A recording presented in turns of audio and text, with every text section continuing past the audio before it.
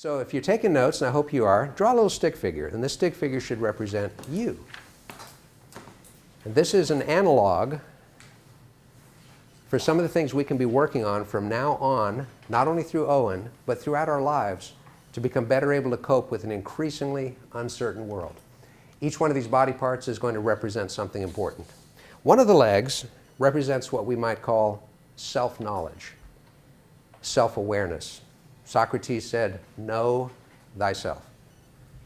Know thyself. Most of us feel like we know ourselves. But most of our self-knowledge comes from situations we've already been involved with.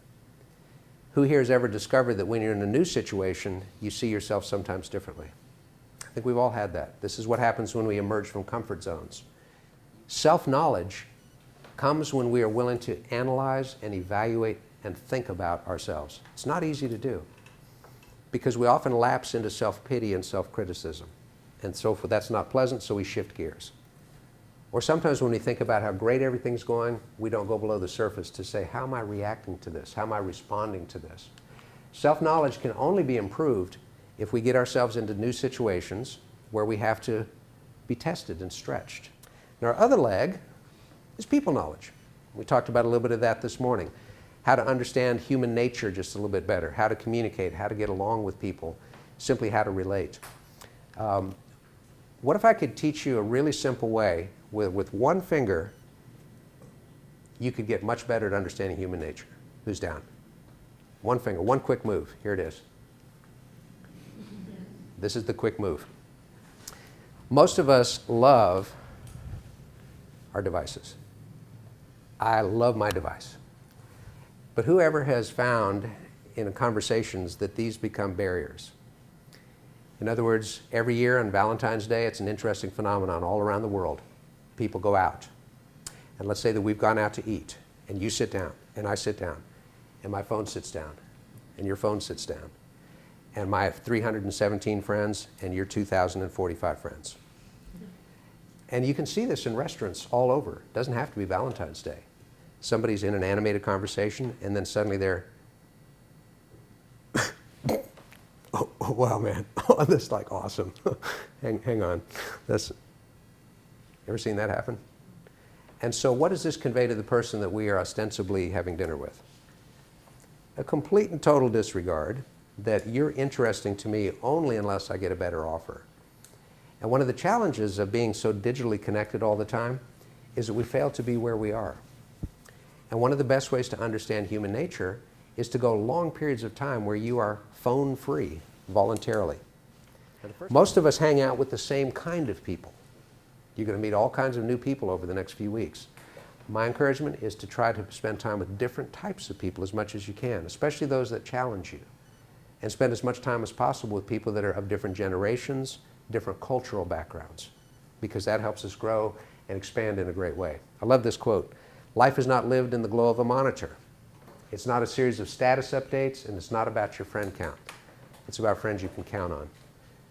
That sounds like a philosopher, right? An anti-tech person. Actually written by the chairman of Google. So people is what it's really about, and understanding human nature cannot be helped because of a device. But it can definitely be enriched by spending that time with people. One of our arms represents a capability that's called flexibility. Let me try to give you my definition of flexibility. Flexibility is how quickly can we let go of a preconceived notion. Example, we're planning a great outing to go swimming. We walk outside and it's not sunny the way the forecast was, it's raining. Typical person says, it's not supposed to be raining. And we all know some people that their whole day is ruined because of that. Flexibility says, it's not sunny, it's raining, let's learn to dance in the rain. In other words, can we let go of a preconceived notion? All prejudices, all closed-mindedness happen when people are unwilling to let go and become slightly more flexible. Well, part of moving forward in life is to say, it's not what I thought it would be, what is it, and now what can I do about that? So that's really what that's about. Let's do a little exercise in flexibility. How many lines have we got on the screen? 6. Kind of looks like a bit of a piano keyboard, right? Got 6 lines up there. can you add 5 identical lines and make 9? Make the 6 into 9 by adding 5 identical lines. Little math puzzle. You probably got it because you think that way. How many of you are saying, wait a minute, Dan, this is not right. 6 plus 5 is 10. No, I mean, sorry, 11, right? And you say, no, this can't be right. So what's the answer? You add a diagonal line. Yeah. Right slope. Exactly. So the only way we can make this 6 into 9 is if we do it this way. And for some reason, that's the way your mind works, which is very cool. So our attitude, when I said this is a little math puzzle, where did your brain categorize? Okay, I got to count, I got to add, I got to make this happen. But many puzzles in life aren't what they seem. And so second level thinking means, is there another way to look at this, a different angle to look at it? And flexibility is called for in order to make that work for ourselves. The peer of flexibility, which is an attitude, how quick can I let go of something, is resilience. And resilience is adaptability. How quickly can I change myself due to the fact this is not what I thought it was going to be?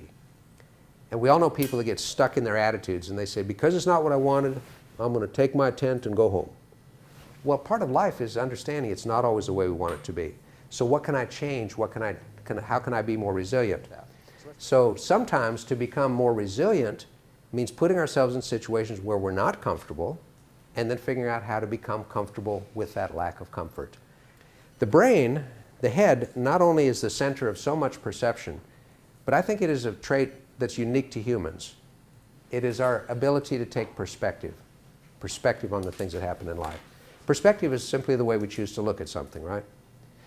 Now, are humans the only creatures that can learn? No. Lots of living creatures can learn. That's just the way they're made. But humans have that unique ability to take a look at even the most tragic of circumstances and put perspective on it where we can learn from it. We have to challenge ourselves to do that. And as we go through a cycle as things happen to us, hopefully we learn. Learning is pulling in information, and really it's a lot of observation and perception. But when we reflect on those perceptions, when we reflect on the observations, then we start to come to some different points. These points often lead to decisions we make. And when we make a decision that we're committed to, we then can act. And so my encouragement always when we go through a really challenging and difficult situation is say, what's the perspective I need to take on this? What can I learn from it? What's this leading me toward? What's a new decision that I need to make? How can I therefore act upon this decision? Now you notice my little character here is looking at him or herself. This is what we called before self-image. Self-image is exactly what it sounds like. It's the way we view ourselves.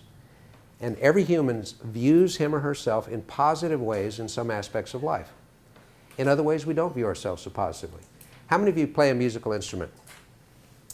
Okay, keep your hand up if you feel proficient enough that you wouldn't mind sitting in front of here and playing for the group. Okay, a few hands stay up, that's good. And you probably are better than you think you are. But the point of it is, when I say play a musical instrument, how about well enough to play in front of the group? It's not unusual that not all the hands stay up. Because yes, I play an instrument, I don't perceive myself to be that good. And yet you probably are. And everybody here would applaud. So we have positive self-image in some areas, and we can have very negative self-image in others. I'm just not good at math is a very common poor affirmation that many people make. So we can change that by getting extra tutoring, extra time, extra study, and we can become better at it. So just understand that we all see ourselves in certain ways that may or may not be accurate, and quite often are not. So look for the good in you as much as you can. And we gave a little hint earlier today. Self-talk is an important part of improving that. Catch ourselves doing what's right. It doesn't take any intelligence to catch ourselves doing things wrong. We do it all day long anyway. So form a habit of doing some things and catching yourself doing it right. The heart, in our little stick figure here, represents values. Values are the things that are always true. Now, there are many things that change due to technology and the rest of that, but your notions of what you believe to be right, your notions of what you believe to be wrong, should be things that you explore strongly enough and powerfully enough that they become unshakable. Not easy to do that. We live in a very comfortable society. But if you've ever talked to someone that came from a war zone, an active war zone, and their existence from day to day was in question. Often their set of values are somewhat different to our own. The heart represents purpose.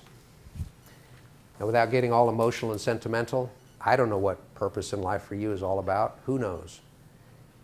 But I can say that life is different if we decide that there's a unique reason we're on the earth. How many other people of the 13 billion that have walked the earth since it was created, how many have your same exact DNA? No one. 13 billion unique individuals. Doesn't it stand to reason that there is a unique role or position or spot for each one of us? When we say there's a purpose behind my life beyond just eating, sleeping, consuming, spending, partying, traveling, we start to think about things differently. We gain a much greater sense of energy. People that start businesses successfully understand it's not just about energy, it's about commitment. That you just hang on longer than you ever imagined anybody thought made sense. You develop a great deal of what is called grit. Angela Duckworth at the University of Pennsylvania has studied this extensively.